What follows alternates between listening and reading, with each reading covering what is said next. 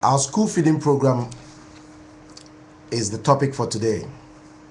It's been a while since I left the scene. Much as the school feeding program is a very laudable idea, it is not sustainable if we cannot rely on our own resources to provide that. But then again, I'm not here today to criticize the school feeding program, but I'm here to give some solutions if it will be listened to. The points we must implement to make the program a success. A few points though, as I'm saying, are going to be this way. That one, even if the government is going to rely on donor nations or the so-called development partners to help sustain this program, what it actually has to do is, in one swoop, when it gets the donations from these countries, let's say a figure of say $20 million or 20 million euro for say a countless number of years, what the government should actually do immediately is to use that money to buy the mechanics of farming for farmers in Ghana, local farmers in Ghana. What that means is, or what that will mean to be doing for the future, will be self-sustainability. In other words, we are empowering the farmers to do large mechanized farming so that the system of feeding the pupils in our schools will be continuous and consistent.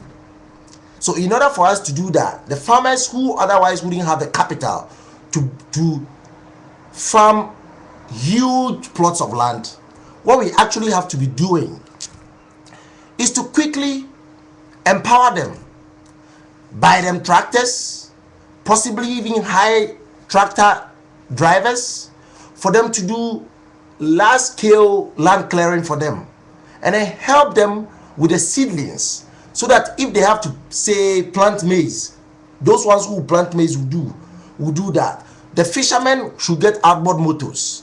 We get the fishermen to also go fishing, whilst the government they divide the fishes that they are catch into 4.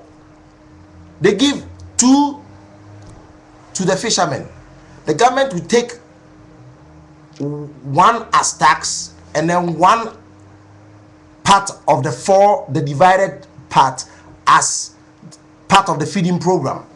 In other words, when the government sells 1/4 of the part of fishes that it has attained from the farmers as its tax or as payment for the investment it has made in the farmers' lives, what the farmers will get in return will be 2 part of the 4 part divided catch.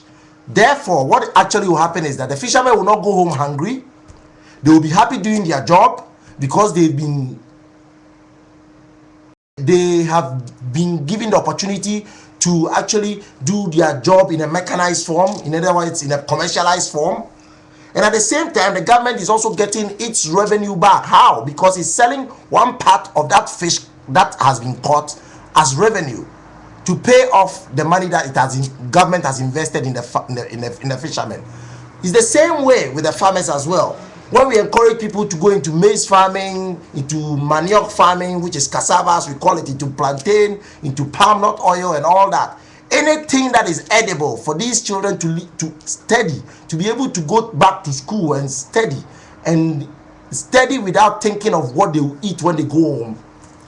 This is what we should be doing. We should actually invest in the farmers, because abundance of the harvest from the farmers and the fishermen actually will also enable us to export the excess produce that we get from these 2 sectors. That is one point.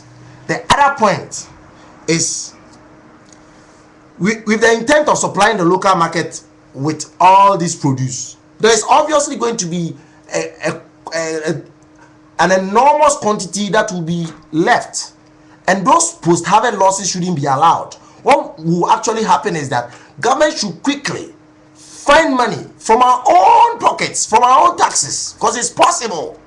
Because we are wasting far much money on unnecessary things. Meaning that what we could actually do is put money into machineries that will do canning or harness the post-harvest losses, keep them safe so that we could use them again, or export them to neighboring countries who are in need of them. Else, we wouldn't be sitting down for people to be giving people in Darfur food when we in Africa can, because we actually not planning properly. Now, the other question will arise like this, and people will say, how do we generalize mechanized farming nationally for our local farmers? This is a simple thing. If government has the revenue to be able to build a presidential palace, then it's as simple as that we could easily call all the farmers, tabulate and know the number of farmers that we have in Ghana, and decide to actually sponsor them. It should be easy to do. This shouldn't be any rocket science that we shouldn't be able to sort out, because it's obvious that the farmer actually hasn't got anywhere to go to. They won't go anywhere. They are in Ghana. When we put money into them by making sure that they have the right facilities to do their farming, in the end, no, it will profit us, because there will be abundance food and food will be cheaper. But at the same time, it will be profitable to them, because government will facilitate the export of the excess produce, whilst it is still facilitating the you can't say well, it will still facilitate the manufacturing of export produce out of the farm crops. Now, sometimes when you talk too much, you forget what you want to say, because you have too many things in your head. You can't say them all at once. Anyway, look, I'll come back again. I guess I have to